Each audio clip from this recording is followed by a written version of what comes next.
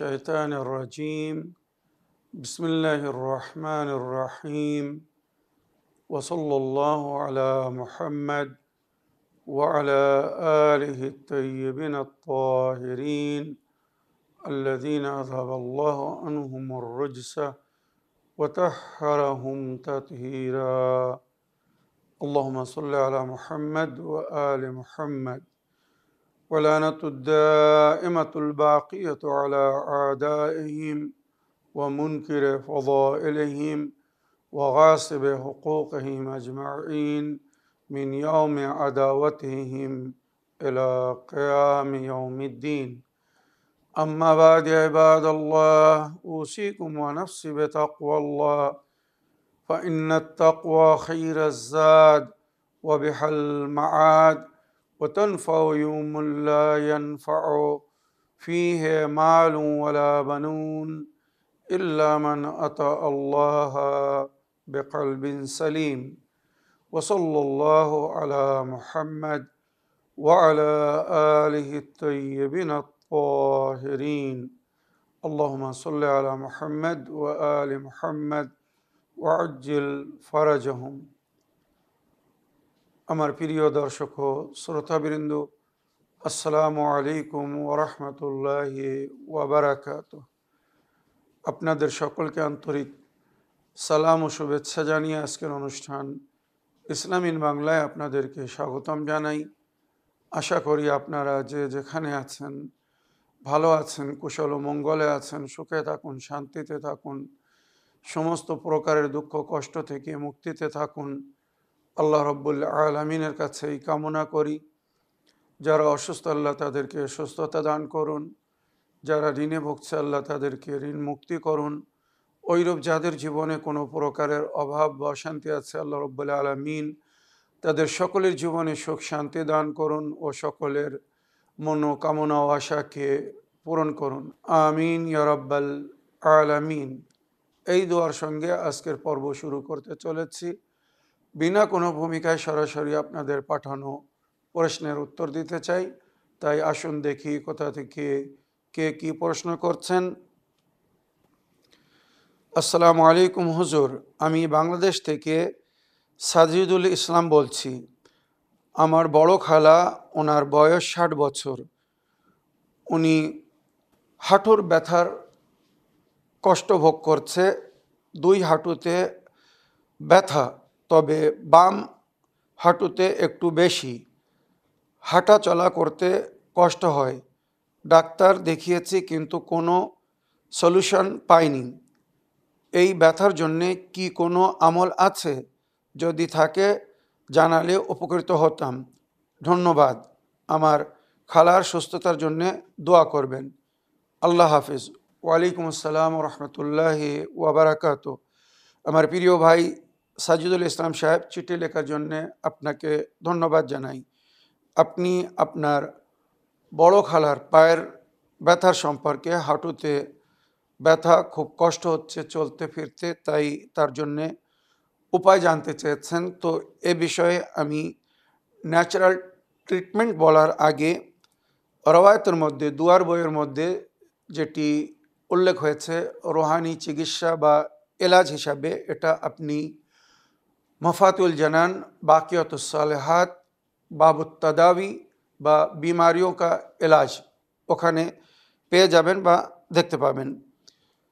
রওয়ায়াতে উল্লেখ হয়েছে ঘুটনে के दर्द के लिए वारिद हुआ है जब नमाज पढ़ चुके तो कहे, মানে প্রতি ফরজ নামাজের পরে হাঁটুর ওপরে হাত রেখে এই দোয়াটি পড়তে বলা হয়েছে।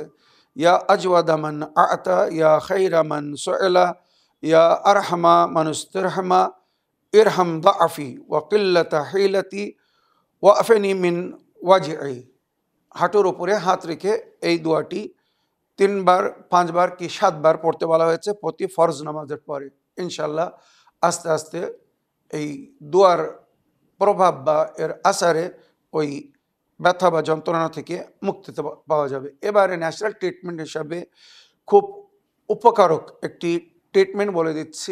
3 দিন যদি লাগাতার করা হয় এই ট্রিটমেন্ট, তো হাঁটুর ব্যথা, কোমরের ব্যথা, যেখানে ব্যথা হবে জোড়ের ব্যথার জায়গায় যদি এটা লাগানো হয় তো 3 দিনের মধ্যে ব্যথা পরিপূর্ণভাবে ইনশাআল্লাহ আশা করি সুস্থ হয়ে যাবে বা আরাম পাওয়া যাবে।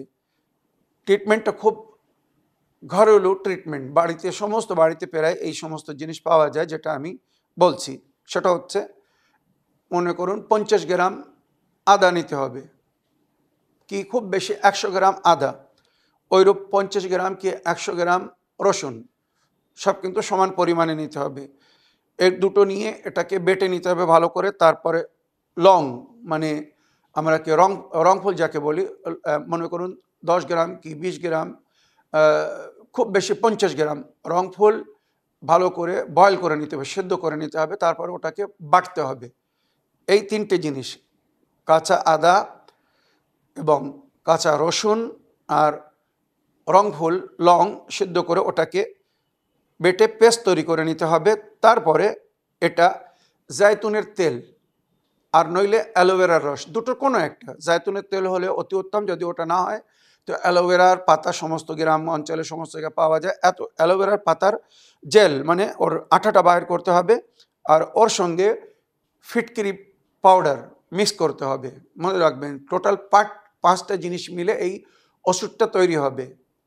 আদা বাটা, রসুন বাটা, রংফুল বা লং সিদ্ধ করে ওটাকে পেস্ট তৈরি করে নিতে হবে, বেটে নিতে হবে। তারপরে জায়তুনের তেল বা অ্যালোভেরার জেল, দুটোর একটা, আর তার সঙ্গে ফটকিরি পাউডার মিক্স করে ওটা হাঁটুতে, যেখানে ব্যথা, হাঁটুতে ব্যথা, কোমরে ব্যথা, কিনে ব্যথা, যেখানে ব্যথা ওখানে বেঁধে দিতে হবে। মনে করুন একটা প্লাস্টিকে নিতে হবে, প্লাস্টিকে না নিলে সরাসরি কাপড়ের উপরে রেখে যদি বেঁধে দেন তো ওই রসটা আস্তে আস্তে বাইরে চলে যাবে। ওই রসটা বাইরে যেতে দিলে হবে না। আদার রস, রসুনের রস বা রংফুলের যে রসটা হবে, ওই রস আর ওর সঙ্গে জায়তুনের তেল হোক আর অ্যালোভেরার জেল হোক, যে কোনো একটা, আর ফটকিরি মিক্স করে, এইগুলো মিক্স করে একটা প্লাস্টিকের থলিতে নিন, প্লাস্টিক কেটে নিন।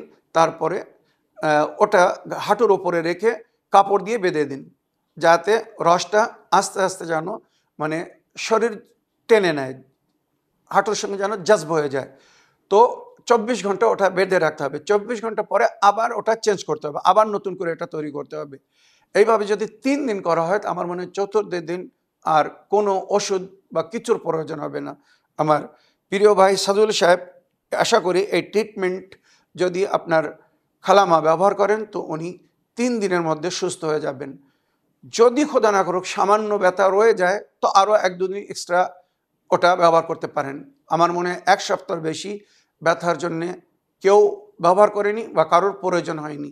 আশা করি আপনার প্রশ্নের আপনি উত্তর পেয়েছেন। এবারে অডিও প্লে করি, দেখি কোথা থেকে কে কি বলতে চাচ্ছেন। আসসালামু আলাইকুম, ইসলামী বাংলা। আমি একটি প্রশ্ন রাখছি। আমার সাবির ভাই ভালো থাকবেন। আমার বড় জামাই ডিমে অ্যালার্জি, ডিম খেতে খেলেই গা চুলকায়, অ্যালার্জি। তাই একটু একটু রুহানি চিকিৎসা বলবেন। আপনি ভালো থাকবেন, সুস্থ থাকবেন। আসসালামু আলাইকুম রহমতুল্লাহি ওয়া বারাকাতুহু। ওয়ালাইকুম আসসালাম রহমতুল্লাহি ওয়া বারাকাতুহু। আমার প্রিয় বোন, আপনার ওয়াইসমেলের জন্য আপনাকে ধন্যবাদ জানাই। আপনার বড় জামার অ্যালার্জির জন্য আপনি চিকিৎসা চেয়েছেন। ডিম খেলে অ্যালার্জি হয়, গা চুলকায়, তো ওনাকে পার্মানেন্টলি, শুধু 1 দিন 2 দিন কি 1 সপ্তাহের জন্য নয়, পার্মানেন্টলি ডিম খাওয়া বন্ধ করতে হবে। খুব যদি মন চায়, ইচ্ছা করে, তো ডিমের কুসুম বাদ দিয়ে শুধু সাদা অংশটা ওটা খেতে পারেন, কোনো অসুবিধা হবে না। তবে ডিমের কুসুম, তাছাড়া গরম জিনিস যেমন রেড মিট, মাংস ইত্যাদি, বা মাছ, মাংস, ডিম কিছুদিনের জন্যে পরিপূর্ণ বন্ধ দিতে হবে, যতক্ষণ না ওই অ্যালার্জি 100% ঠিক না হয়ে যাচ্ছে। আর ওই অ্যালার্জি ঠিক করার জন্যে এবারে আমি যে উপায়টা বলছি ভালো করে মন দিয়ে শুনবেন। কুলের পাতা ভালো করে বাটতে হবে, বেটে ওর রস বাহির করতে হবে। আর অ্যালোভেরার জেল, অ্যালোভেরার পাতা টিপে তার রস বাহির করে নিতে হবে, বা অ্যালোভেরার পাতার গ্রিন, মানে সবুজ ছালটা বাদ দিয়ে ভেতরের আঠা নিতে হবে। আর তার সঙ্গে ফিটকিরি মিক্স করতে হবে, ফটকিরির পাউডার মিক্স করতে হবে। আর এটা ভালো করে মিক্স করে নিতে হবে। মিক্স করে নিয়ে ওটা যেখানে অ্যালার্জি বা শরীরে, পুরো শরীরে মাখা যায়, রাত্রে শোয়ার আগে ওটা পুরো শরীরে মাখতে হবে। সকালবেলা স্নান করে নিলে শরীর পরিষ্কার হয়ে যাবে। আর এই জেলের উপরে যখন এই পেস্টটা তৈরি করবেন, 7 বার সূরা আলহামদ আর 7 বার সূরা কাউসার পড়ে দম করে দেবেন। আমার মনে হয় খুব বেশি 7 দিন, 2 থেকে 3 দিনের মধ্যে মানুষ ভালো হয়ে যায়, অ্যালার্জি বা চুলকানি বন্ধ হয়ে যায়। যদি প্রয়োজন হয় তো 7 দিন ব্যবহার করবেন। 7 দিন পরে 8ম দিন আর ব্যবহার করার প্রয়োজন হবে না। এই ট্রিটমেন্ট ব্যবহার করতে হবে। তবে এর সঙ্গে ডিম, মাছ, মাংস, বিশেষ করে রেড মিট বা যে সমস্ত জিনিস শরীরে মানে উত্তেজনা সৃষ্টি করে, শরীরকে গরম করে, ওই সমস্ত জিনিস থেকে কিছুদিন পরহেজ করতে হবে। আশা করি যে উপায়টা বললাম এটা স্মরণে রাখবেন। আগের অডিও নেই, দেখি কোথা থেকে কে কি বলতে চাচ্ছেন। সালামুন আলাইকুম, ইসলামিন বাংলা। প্রিয় সাবির ভাইজান, আশা করি ভালো আছেন। আমার প্রশ্ন, আমরা যে জিয়ারাতে আশুরার প্রথম অংশে যেটা লেখা আছে আজামাল্লাহ ওয়াজুরানা ওয়াজুরা কুম্বে মুসাবিনা, এটা কি প্রত্যেক দিন বলা যাবে, না এর জন্য কোনো বিশেষ দিন আছে? খুদা হাফিজ, ফিয়ামানিল্লাহ। ওয়ালাইকুম আসসালাম রহমতুল্লাহি ওয়াবারাকাত। আমার প্রিয় বোন, ওই বাক্যটি শুধু আশুরার দিন যখন আমরা এক অপরের সঙ্গে সাক্ষাৎ করি, তো এক অপরকে তাজিয়াত পেশ করার জন্য ওই বাক্যটি বলতে বলা হয়েছে, শুধু আশুরার দিন। মনে রাখবেন, বাকি যখনই আপনি জিয়ারত পড়বেন, শুধু জিয়ারত পড়বেন, যেখান থেকে আসসালামু আলাইকা ইয়া আবা আবদুল্লাহ বলে জিয়ারত শুরু হয়েছে ওখান থেকে জিয়ারত শুরু করবেন, আর এন্ড পর্যন্ত, শেষ পর্যন্ত জিয়ারত পড়বেন। আর এই যে তাজিয়াতি বাক্যটা, এটা শুধু আশুরার দিন বা খুব বেশি 40-এর দিন যখন আমরা এক অপরের সঙ্গে সাক্ষাৎ করি, তো এটা বলে থাকি। আশা করি আপনার প্রশ্নে আপনি উত্তর পেয়েছেন বা বুঝতে পেরেছেন। আরেকটি লিখিত চিঠি পড়ি। সালামুন আলাইকুম, আমি বীরভূম জেলা থেকে বলছি, জোবেদা বিবি। আশা করি ভালো আছেন হুজুর। আমার নিঃশ্বাস নিতে খুব কষ্ট হয়, দয়া করে কিছু উপায় বলে দিবেন মাওলানা সাহেব। ভালো থাকবেন, আসসালামু আলাইকুম। ওয়ালাইকুম আসসালাম ওরহমতুল্লাহি ওয়াবারাকাত। আমার প্রিয় আপামনি, আশা করি আপনি ভালো আছেন, আমাদেরকে দোয়ায় স্মরণ রেখেছেন, তার জন্যে ধন্যবাদ জানাই। আপনার নিঃশ্বাস নিতে কষ্ট হয়, তো এর জন্যে ন্যাচারাল ট্রিটমেন্ট হিসাবে যেটা বলছি, ভালো করে মন দিয়ে শুনবেন। সকাল সন্ধ্যা আপনাকে স্টিম নিতে হবে। স্টিম মানে ভাপ নিতে হবে। আর ভাপ নেওয়ার জন্যে আপনাকে একটি ডেকচি বা পাতিলি যাকে বলা হয়, ছোটো পাতিলিতে আপনাকে লং মানে রং ফুল আর সাদা গোলমরিচ, একটা হয় কালো গোলমরিচ, কালো হয়, আর সাদা গোলমরিচ হয় সাদা। তো সাদা গোলমরিচ নিতে হবে, মনে করুন 5 গ্রাম কি 10 গ্রাম, ওইরূপ লং 5 গ্রাম থেকে 10 গ্রাম।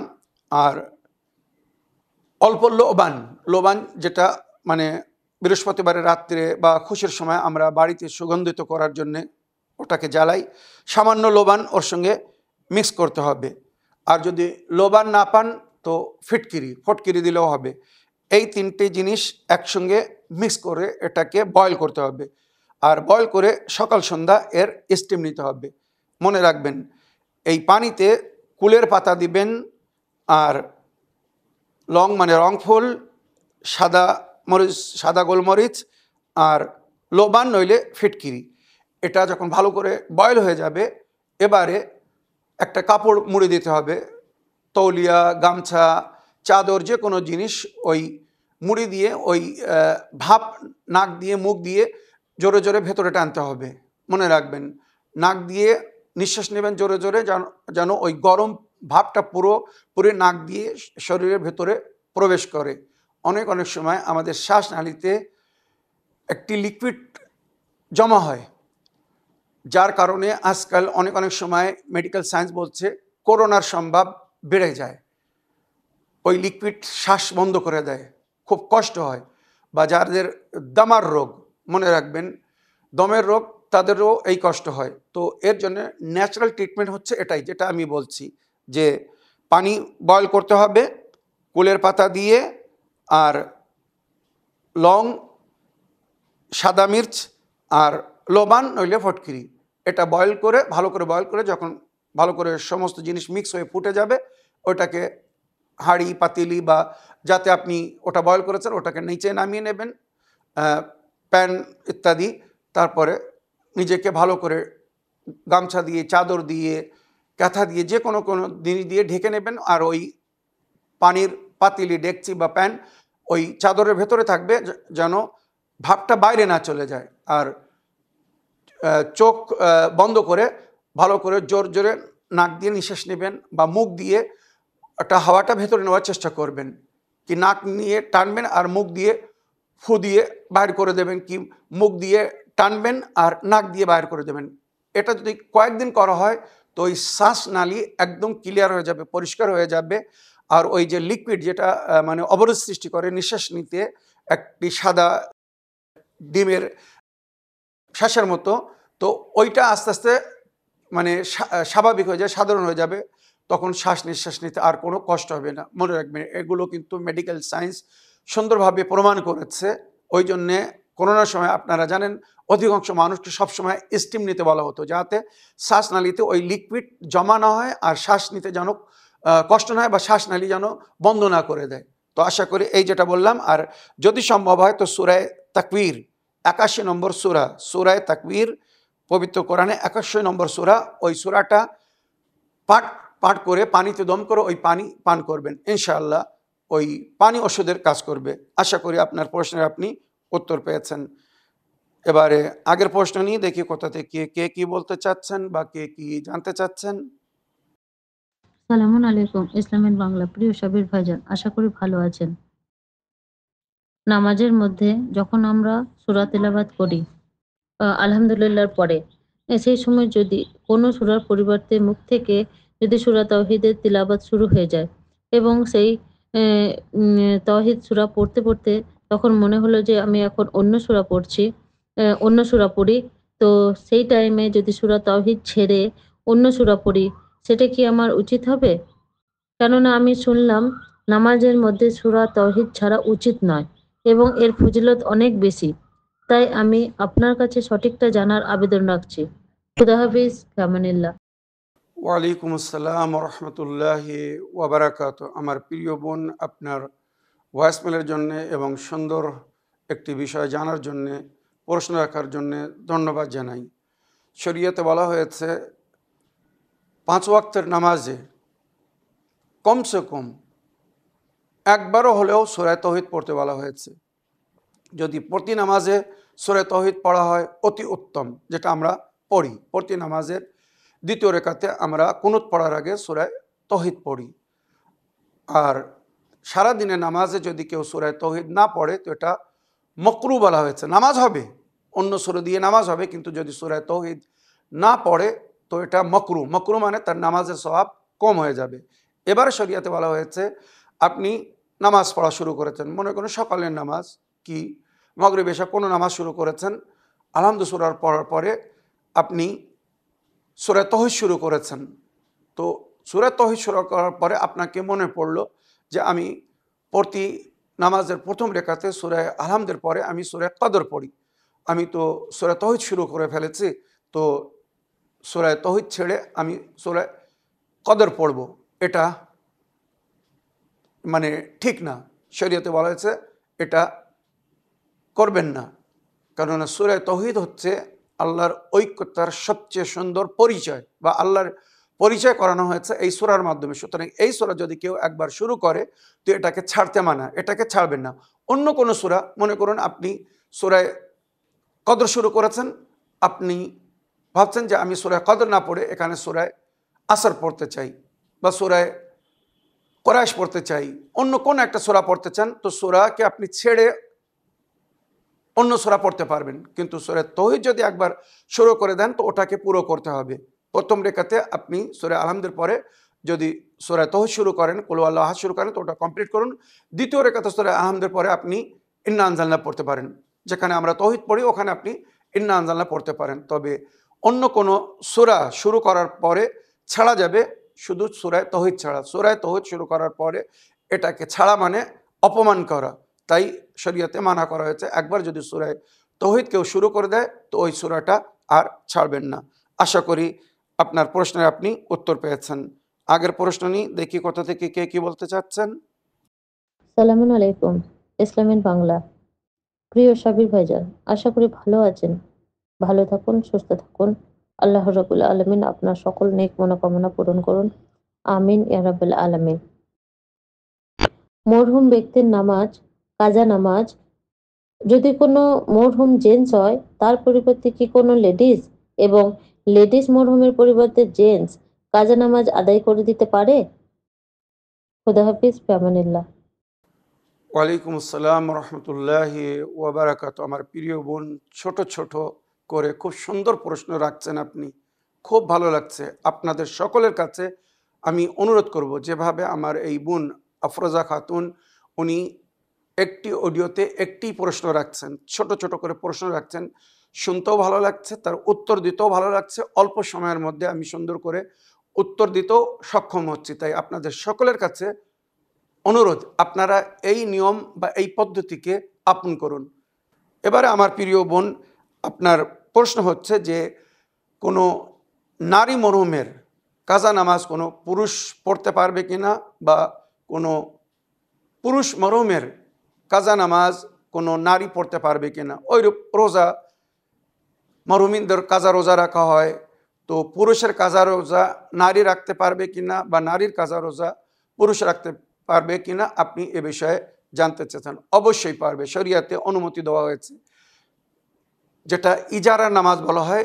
অনেক অনেক সময় আমাদেরকে কেউ এসে বলেন, হুজুর আমার মায়ের কয়েক বছরের নামাজ বা রোজা কাজা হয়ে আছে, আমি এটা ওনার তরফ থেকে আদায় করিয়ে দিতে চাই। বড় ছেলের উপরে যেটা ফরজ, বা পিতার, অধিকাংশ পিতার জন্যই বলা হয়েছে। আমার পিতা মারা গেছেন, উনি অসুস্থ ছিলেন, ওনার কিছু নামাজ রয়ে গেছে, কোনো কারণে ওনার নামাজ কাজা হয়ে আছে, বা ওনার কিছু রোজা কাজা হয়ে আছে কয়েক বছরের, তো আমি এটা আদায় করাতে চাই। আমি নিজে হয়তো রাখতে পারছে না কোনো কারণে হোক, তো তখন মানে ইজার, ইজার মানে কাউকে পয়সা দিয়ে ওই নামাজ পড়ানো বা ওই রোজা রাখানো। তো 1 মাসের নামাজ আর 1 বছরের রোজা, 1 বছরের রোজা মানে 1 মাস রোজা, বছরে একবারই রোজা ফরজ হয়, 30টি রোজা, রমজান মাসের রোজা। তো 30টি রোজা রাখার জন্যে মানে তার সেহরি বা ইফতারির ব্যবস্থা করে দিতে হবে। আর সে যে পরিশ্রম করবে, মেহনত করবে, সেই পরিশ্রম বা মেহনতের একটি মেহনতানা দেওয়া হয়, অল্প স্বল্প হলেও একটা দিতে হয়। যেমন আমরা যখন রোজা রেখে আমরা ভালো পানাহার করি, সেহরি করি, ইফতার করি, ওইরূপ তার জন্যও একটু ব্যবস্থা করতে হবে। আর ওইরূপ নামাজ প্রতিদিনের 17 রাকাত ফরজ নামাজ, যেটা আদায় করাতে হবে।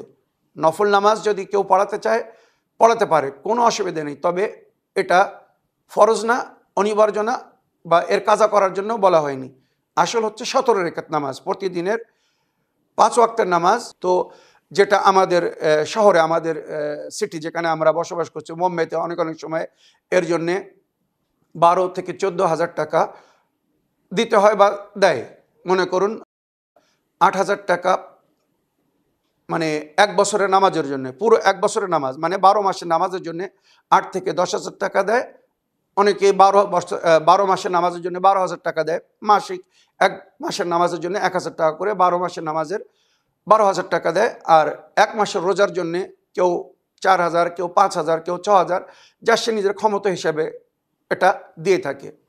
সারা রমজান মাসের সে মনে করুন কাজা করবে, তো সেহরি করবে, ইফতারি করবে, আর তার একটি মেহনতানা বা পরিশ্রম যে সেটা করছে, তার একটি অনুদান বলুন, তাকে দিতে হয়। তো 5 থেকে 6,000 টাকা দিতে হয়। তো 12 আর 6 18, যেটা অধিকাংশ আমাদের এখানে শহরে হয়ে থাকে। কমসে কম 12,000 টাকা 1 বছরের নামাজ এবং রোজা। আর অধিক যেটা আমরা দেখেছি, অনেকেই 18,000 টাকা দেয়, মানে 1 বছরের নামাজ এবং রোজা আদায় করার জন্যে।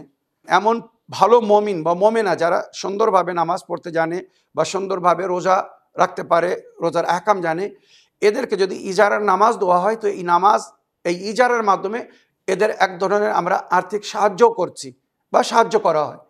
মনে রাখবেন, অনেক আছে তারা গায়রাতমান, তারা আত্মসম্মান বজায় রাখার জন্য কারোর সামনে কিছু চায় না, কোনো দাবি করে না। তারা বলে আমাদেরকে কাজা নামাজ দিন, কাজা রোজা দিন, আমরা কাজা নামাজ পড়ে দেবো, কাজা রোজা রেখে দেবো। নামাজ পড়ার রোজা রাখারও সওয়াব পাবো, বা যার জন্য পড়বো তারও ফরজ আদায় হয়ে যাবে, বা যার জন্য রোজা রাখবো তারও ফরজ আদায় হয়ে যাবে, প্লাস আর্থিক যে এই সহযোগিতা, এর থেকে আমাদের স্বাভাবিক দৈনিক জীবনের প্রয়োজন পুরো হয়ে যাবে। তো এখানে অনেকরা আছে তারা সুযোগ ধরে, মানে গরিব মানুষ, একে যদি 5,000 টাকা দিই যথেষ্ট, এ 1 মাস রোজা রেখে দেবে বা নামাজও পড়ে দেবে। নিজের জন্য যেটা পছন্দ করবেন সেটাই অন্যের জন্য পছন্দ করবেন। যদি কেউ আপনাকে 1 মাসের রোজার আর 1 বছরের নামাজের জন্যে 8 থেকে 10,000 টাকা দেয়, আপনি স্বইচ্ছায় শান্তির সঙ্গে খুশিতে সেটা হয়তো অ্যাকসেপ্ট করবেন, কবুল করবেন, নামাজ পড়বেন খুব সুন্দর করে, রোজা রাখবেন অতি আন্তরিকতার সঙ্গে। কিন্তু যখন পয়সা কম করে দেওয়া, যেটা আমরা অনেক সময় দেখেছি শুনেছি, অনেকেই আছে অভাবে পয়সা নিয়ে নেয়, কিন্তু সে নামাজ পড়ে না, রোজাও রাখে না। আপনি পয়সা তাকে দিয়ে দিয়েছেন, সে প্রয়োজন হিসেবে আপনার কাছ থেকে 6,000 টাকা নিয়ে 5,000 6,000 টাকা নিয়ে নিয়েছে 1 বছরে নামাজ পড়ে দেবে বলে আর রোজা রেখে দেবে বলে। সে না নামাজ পড়েছে না রোজা রেখেছে, কী লাভ করলেন? হ্যাঁ, যদি কেউ এই দায়িত্ব বহন করে তো মনে রাখবেন, সে যদি আদায় না করে তো তার জন্য সে গুনাহগার হবে, আর হাসরের ময়দানে সে ধরা পড়বে। হয়তো মরহুম যার তরফ থেকে নামাজ পড়ার জন্য বলা হয়েছিল বা রোজা রাখার জন্য বলা হয়েছিল, সে হয়তো মুক্তি পেয়ে যাবে, কি তার শাস্তি বা প্রাপ্য আযাব হয়তো কম হয়ে যাবে। কিন্তু এই ব্যক্তি যে দায়িত্ব নিয়েছে আর দায়িত্ব নেওয়ার পরে নামাজ পড়েনি, ওই আযাব একে ভোগ করতে হবে, ওই শাস্তি একে পেতে হবে।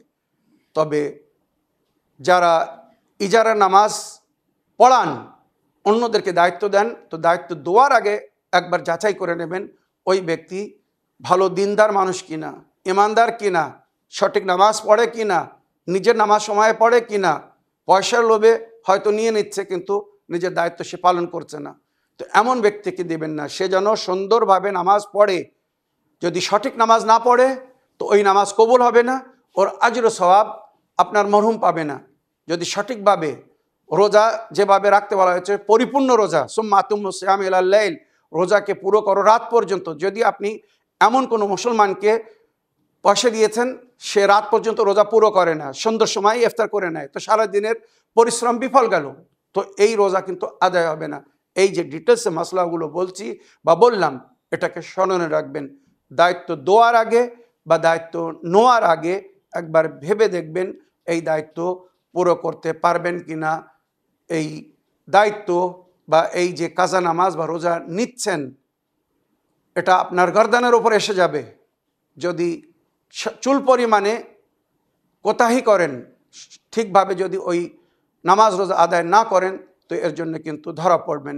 ওইরূপ যারা দায়িত্ব দিচ্ছে তাদেরও কর্তব্য বা দায়িত্ব দেওয়ার আগে যে ব্যক্তিকে, বা নারী হোক আর পুরুষ, যাকে ইজারার নামাজ পড়ার জন্য দিচ্ছেন বা রোজার জন্য দিচ্ছেন, পয়সাটা আগে যাচাই করে দেখবেন এ সঠিকভাবে দিনের আহকাম জানে কি না, নামাজের কি শর্ত, নামাজের কি আহকাম, রোজার কি শর্ত, রোজার কি আহকাম জানে কিনা, তারপরে এই দায়িত্ব দেবেন।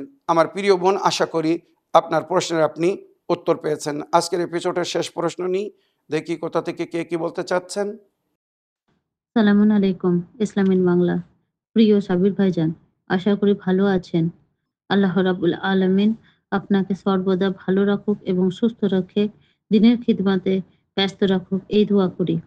কারবালার ময়দানে ইমাম হুসেন আলাইহিস সালামের ৭২ জন সাথী এবং ১৮ বনী হাসিমের যে কুরবানি পেশ করেছিলেন, তাদের মধ্যে ১৮ বনী হাসিমের কুরবানি যদি প্রত্যেক দিন এপিসোডের শুরুতে বলতেন, তাহলে আমাদের সকলের জ্ঞানের বৃদ্ধি হতো, এবং পরে আপনার কাছে যদি সময় হয় তাহলে ওই ৭২ জন সাথীরও জীবনী বলতেন, খুব উপকৃত হতাম।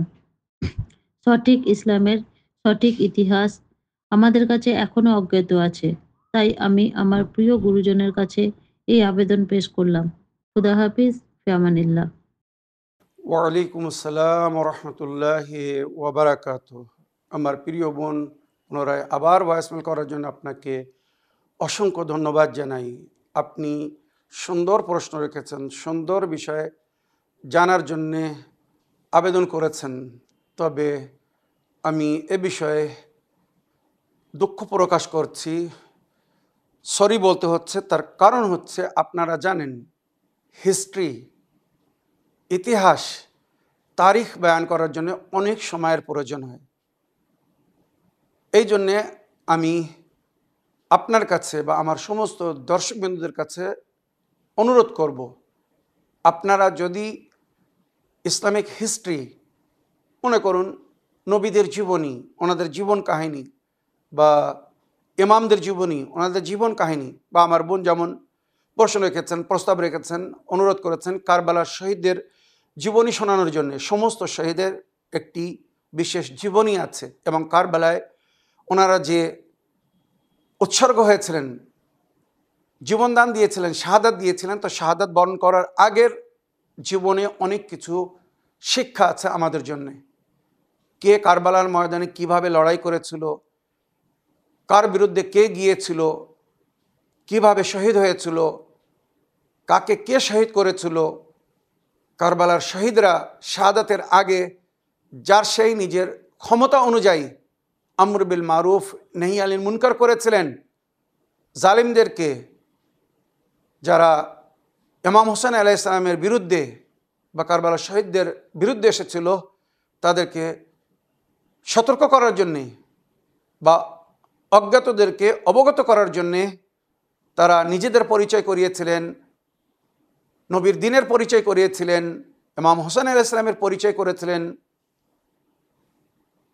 সামনে যে মুনাফিকরা বা মুসলমান রূপে কুফার এসেছিল, তারা যদি মুসলমান হতো, তারা কখনো এত বড় অন্যায় করতো না। নবীর সন্তানের সঙ্গে অবিচার বা যে অত্যাচার ও জুলুম তারা করেছে, তারা কখনো করতো না। তো তাদের বিরুদ্ধে লড়াই করার সময় সমস্ত সাহাবীরা আগে বক্তব্য দিয়েছিলেন যে আমি কে, নিজের পরিচয় করেছিলেন। তারপরে কার তরফ থেকে লড়তে এসেছে, কি জন্য লড়তে এসেছে, তোমরা কার বিরুদ্ধে লড়তে এসেছো, তোমরা জানো ইমাম হুসাইন কে, যে নবী তোমাদেরকে দিন দিয়েছেন, যার কলেমা পড়ে তোমরা মুসলমান হয়েছো, সেই নবীর পরিবারকে, সেই নবীর সন্তানকে হত্যা করছো, যাদের সম্পর্কে নবী বলেছেন আল হাসান ওয়াল হুসাইন সৈয়দে শাবাবে আহলিল জান্নাহ, হাসান হুসাইন জান্নাতের যুবকদের সর্দার। ইন্নাল হুসাইন মিসবাহুল হুদা ওয়া সফিনাতুন নিজাত, ইমাম হুসাইন চিরাগের হেদায়েত, মানে হেদায়েতের আলো আর নিজাতের তরি। সেই নিজাতের তরিকে ভেঙে, সেই হেদায়েতের আলোকে নিভিয়ে দিয়ে তোমরা হেদায়েত গ্রহণ করতে চাও, নিজাত পেতে চাও, একবার ভেবে দেখো। যার পূর্বপুরুষরা, যার বাপ দাদা বা বাপ নানা মাওলা আলী বা নবী তোমাদের সঙ্গে এত ন্যায় করে গেছেন, তোমাদেরকে নরক থেকে স্বর্গের পথ দেখিয়েছেন, তোমাদেরকে জাহান্নাম থেকে বাঁচার পথ এবং জান্নাতে যাওয়ার পথ দেখিয়েছেন, সেই নবীর নাতি, সেই আলীর সন্তানকে হত্যা করে তোমরা স্বর্গে যাওয়ার জন্য ভাবছো। এইভাবে সবাই কিন্তু যা সে নিজের ক্ষমতা অনুযায়ী বক্তব্য দিয়েছিল, কথা বলেছিল। এ বিষয়ে যদি আপনারা বিস্তারিত জানতে চান, তো চ্যানেল উইনে মহরমের সময় মনে রাখবেন, মহরমের চাঁদ রাত থেকে 40 পর্যন্ত শহীদদের জীবনী দেখানো হয়। প্রায় প্রতি বছর দেখানো হতো, এবছর দেখানো হয়েছে কিনা আমি এবার খেয়াল করিনি। ওই সিরিয়ালের নাম হচ্ছে আনসারে হোসেন, মানে ইমাম হোসেন আলাইহিস সালামের সাথীরা, কারা কখন কিভাবে ইমামের পক্ষ থেকে কারবালার ময়দানে যুদ্ধ করতে গিয়েছিল বা যুদ্ধ করেছিল, আর কে কার সঙ্গে লড়াই করেছিল, একটি বিস্তারিত হিস্ট্রি। এটা হয়তো পরিপূর্ণ না, আমি এও বলছি, ওটা হয়তো পরিপূর্ণ না, তবুও অনেক কিছু জানতে পারবেন। তো আপনাদের কাছে অনুরোধ, আপনারা ওই সিরিয়াল দেখুন। আনসারে হোসেন মানে ইমাম হোসেন আলাইহিস সালামের মদদগার কারা ছিল কারবালার ময়দানে, কারা মদত করেছিল, বানু হাশিম থেকে কারা ছিল, বা আসহাব ও আনসার মেশে কারা ছিল, সব ওখানে জানতে পারবেন। এখানে সময়ের অভাবে আমি বলতে পারছি না। যদি আপনি বা আপনারা প্রশ্ন রাখেন, কারবালায় একজন ফাদার রাহিব, মনে রাখবেন বাশব যাকে বলা হয়, মানে খ্রিস্টানদের যে পপ বা ফাদার, এক ফাদার নিজের জীবন দান দিয়েছিল শেষ সময়ে। তার নাম হচ্ছে কায়েস বিন আব্দুল মাসিহ। কায়েস বিন মাসার অনেকে লিখেছে, তবে আসল নাম হচ্ছে কায়েস বিন আব্দুল মাসিহ। আব্দুল মাসিহ ওই কয়েকজন ফাদার্স বা পোপের মধ্যে একজন ছিল, যে নবীর বিরুদ্ধে মোবাহেলার ময়দানে মোবাহেলা করতে এসেছিল। পরে তারা পরাজয় স্বীকার করে জিজিয়া বা ট্যাক্স দেবে বলে নবীর সঙ্গে মোবাহেলা না করে ফিরে গিয়েছিল। এদের মধ্যে আব্দুল মাসিহ নামক যে টপ পোপ ছিলেন, উনি পরে নবীর কাছে এসে, মদিনায় এসে ইসলাম গ্রহণ করেছিলেন। ওই ব্যক্তির ছেলে কায়েস বিন আব্দুল মাসিহ, কায়েস এর পিতা আব্দুল মাসিহ ইসলাম গ্রহণ করেছিল বলে এর পরিবার, মানে আব্দুল মাসির পরিবার, ওই ফাদার বা পোপের পরিবার ওকে বাইকাট করে, বা ওদের সমাজ, খ্রিস্টান সমাজ ওকে বাইকাট করেছিল। তারপরও কিন্তু উনি নবীর দিন ছাড়েননি, কেননা নবী করিম সাল্লাল্লাহু আলাইহি ওয়াসাল্লাম ওনাকে ইসমে আজম শিখিয়েছিলেন, যেটা বলার পরে উনি সরাসরি হজরত ঈসা নবী আলাইহিস সালামের সঙ্গে সাক্ষাৎ পেতেন বা কথা বলতেন। তাই ঈসা নবী ওনাকে বলেছিলেন যে তুমি সঠিক পথকে ধারণ করেছো, সেই নবীর কলেমা পড়েছো যার সম্পর্কে আমি ভবিষ্যবাণী করেছিলাম আমার পরে একজন নবী আসবেন যার নাম আহমদ হবে, সূরা সফের মধ্যে যার জিক্র হয়েছে। তুমি সঠিক পথের প্রতীক হয়েছো, তোমার সন্তানাদিদেরকেও ওই পথের প্রতীক হওয়ার জন্য বলো। কিন্তু তার সন্তান বা তার পরিবাররা ওই পথের প্রতীক হয়নি, বরং সে ইসলাম গ্রহণ করেছিল বলে তাকে বাইকাট করেছিল। ওই পোপ আব্দুল মাসিহ নিজের শেষ সময়ে নিজের ওই ছেলেকে, একমাত্র ছেলে কায়েস বিন আসারকে, কায়েসকে ডেকে বলেছিলেন তুমি সারা যৌবনকাল আমার থেকে ঘৃণা করেছো, তবে আমি তোমাকে শেষ সময় একটি ওসিয়ত করে যাচ্ছি, যে ইসমে আজম নবী আমাকে শিখিয়েছিলেন, আমিও তোমাকে শিখিয়ে যাচ্ছি। এটা পড়লে তুমি হজরত ঈসা মাসিহের সঙ্গে সাক্ষাৎ পাবে। ওনাকে জিজ্ঞেস করবে তুমি সৎপথের ওপরে না আমি সৎপথের ওপরে। বিস্তারিত ঘটনা, প্রায় 1 ঘন্টার প্রয়োজন আছে এটাকে শোনানোর জন্য। তো শেষে ওই আব্দুল মাসিহ নিজের ছেলেকে বলেছেন আল্লাহ তোমাকে স্বর্গবাসী করবে, তুমি হেদায়েত পেয়ে যাবে, তবে অনেক হয়তো দেরি হয়ে যাবে। আর বাস্তব সেটাই হয়েছিল।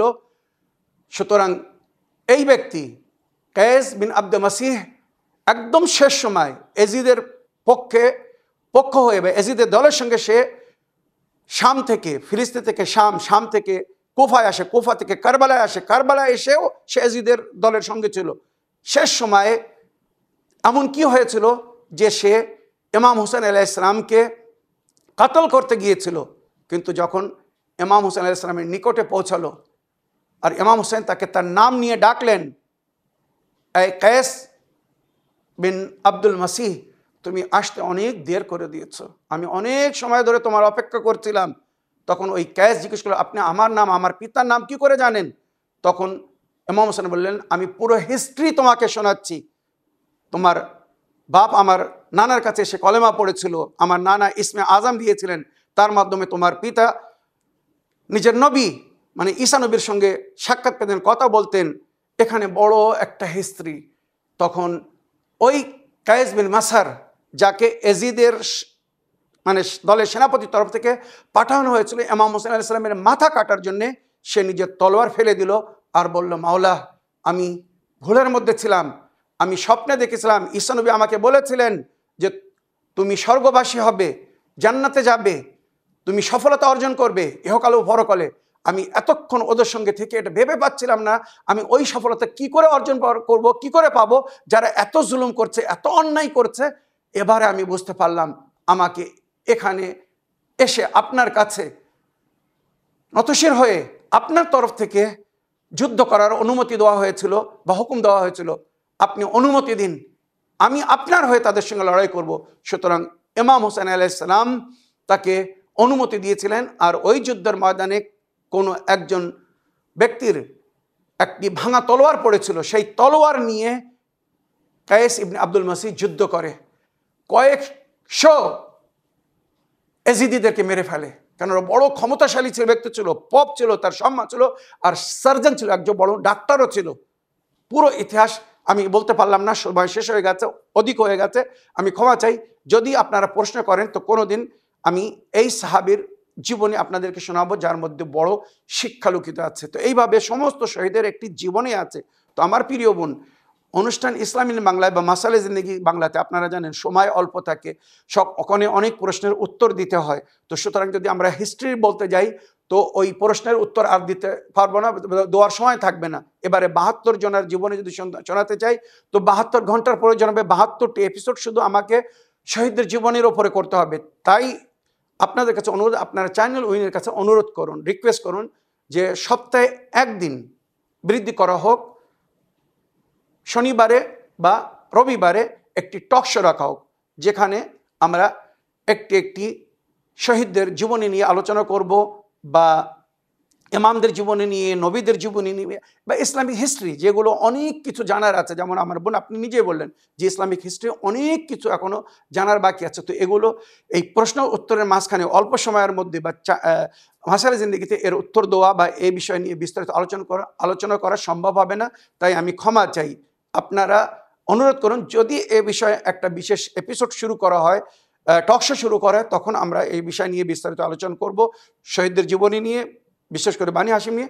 আর যদি সেটা না হয় তো এখানে আমাকে ধৈর্য ধরতে হবে।